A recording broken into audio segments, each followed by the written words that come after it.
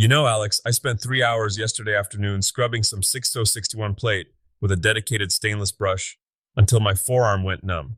I felt like a medieval monk illuminating a manuscript, just total devotion to the Church of Clean Metal. And then, I let a gloved finger touch the edge of the joint before I struck the arc. Let me guess. The puddle looked like a bowl of gray oatmeal the second the arc hit it? Worse, it looked like the surface of the moon after a heavy rain, just cratered, filthy, and entirely rejected by the laws of physics. That's the thing about aluminum. It's the most sensitive material in the shop. It's got this invisible ego. You disrespect it with one tiny skin oil smudge, and it'll ruin your entire day just to prove a point. It really is the diva of the welding world. But that's why we're here today. We are doing a deep dive into TIG welding aluminum. It's the mountain every maker wants to climb, but the trail is littered with contaminated tungsten and blown-out edges. Tiger, for the folks who are staring at that AC/DC switch on their machine and feeling a little intimidated, where does the trouble actually start? It starts with the two-temperature trap. See, the aluminum itself, the shiny stuff, melts at about 1,200 degrees Fahrenheit. But it's wearing a protective suit of aluminum oxide that doesn't melt until you hit nearly 3,700 degrees.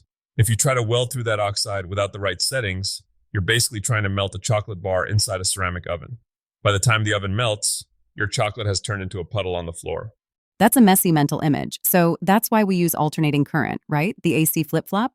Exactly. We're essentially using the positive side of the AC cycle to blast that oxide skin off like a pressure washer, and the negative side to actually shove the heat into the metal. If you don't get that balance right, you're either not cleaning the surface and getting puddle pepper, those little black specks, or you're overheating your tungsten until it looks like a burnt matchstick. I've seen you do the dead man's crawl with your hand on the table. You're always telling people to stop hovering their hands in midair like they're performing surgery. Mapping out your movement is 90% of the battle. If you're floating your hand, you've got no stability. I like to plant the base of my hand, from the wrist across to the pinky, firmly on the bench or a steady rest. You want to slide that hand like it's on a greased rail. If you only move your fingers, you're only going to get an inch of weld before you run out of travel and your torch angle starts getting wonky. So you're saying move the whole arm, not just the pencil grip move?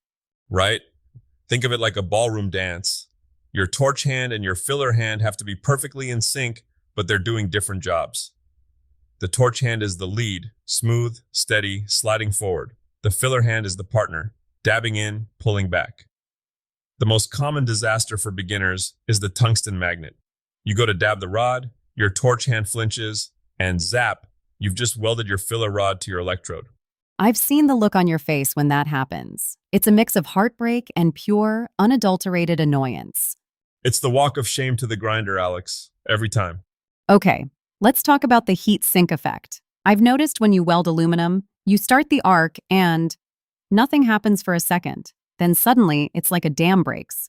Aluminum is a heat thief. It'll suck the thermal energy out of that arc and spread it across the whole plate before the spot under your torch even thinks about melting. You have to be aggressive at the start. I usually floor the pedal to get that puddle established, get that shiny wet look. And then the second it starts to flow, you have to start backing off. It's like driving a car down a steep hill with no brakes, isn't it? Exactly. The longer you weld, the hotter the whole piece gets. If you keep your foot buried in the pedal, that puddle is going to grow from a nice little dime into a giant silver lake. And then, thwack, the whole thing drops through onto the floor. You have to read the puddle. If it starts getting wider than you want, ease up on the gas. If it looks sluggish or cloudy, give it a little more juice. Speaking of reading the puddle, what about the leading edge? I see a lot of people trying to drop the filler rod right under the tungsten. Big mistake.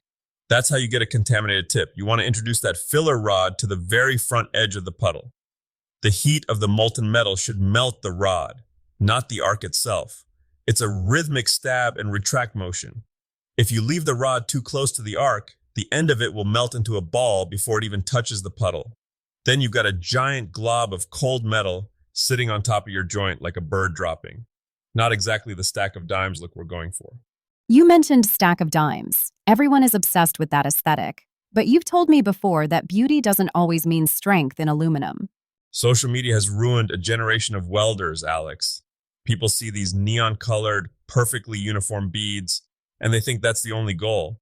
But with aluminum, you can have a beautiful-looking weld that has zero penetration because you didn't break through that oxide layer, or a weld full of porosity. Basically, tiny gas bubbles trapped inside.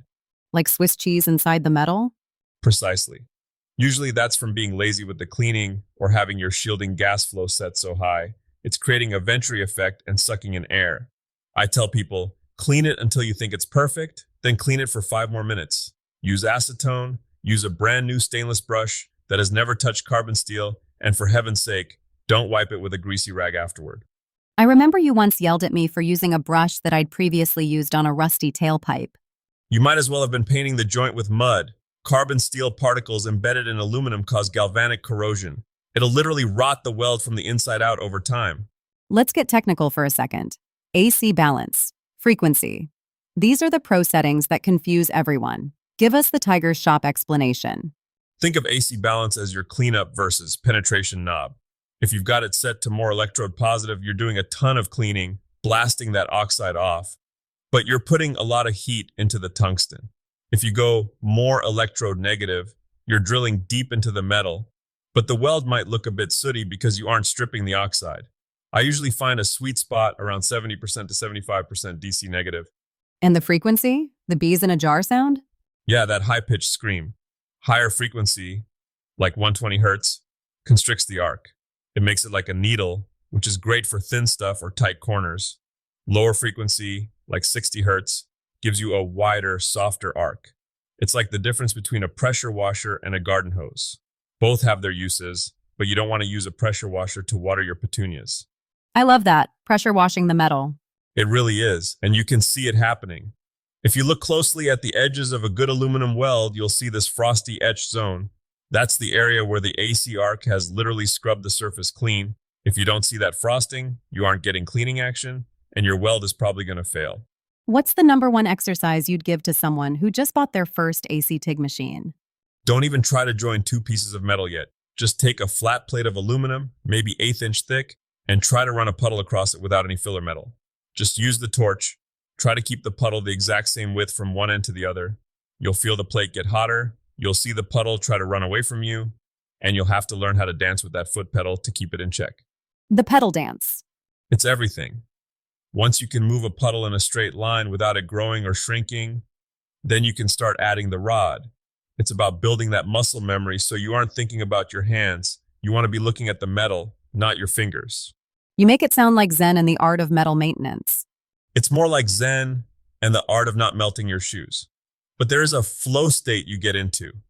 When the cleaning action is humming, the puddle is shimmering like liquid mercury, and you're just dabbing along. There's nothing else like it in the craft world. It's the closest thing to magic I've ever found. Especially when the magic doesn't end with a hole blown through the workpiece. Believe me, I've got a bin full of magic that didn't quite go to plan. But those are the pieces that taught me the most. Every failed weld is just a map telling you where not to go next time. So, the takeaway for today? Cleanliness is more than a virtue, it's a requirement. Watch the heat like a hawk, and don't be afraid to floor the pedal to start, as long as you know when to pull back. And most importantly, keep your tungsten sharp and your rod out of the arc until it's time to dance. Aluminum is a demanding teacher, but once you learn the steps, it'll let you build things that are light, strong, and incredibly beautiful.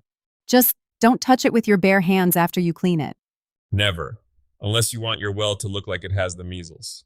Thanks for joining us in the Tiger Den. Now go out there, grab some scrap, and make some sparks.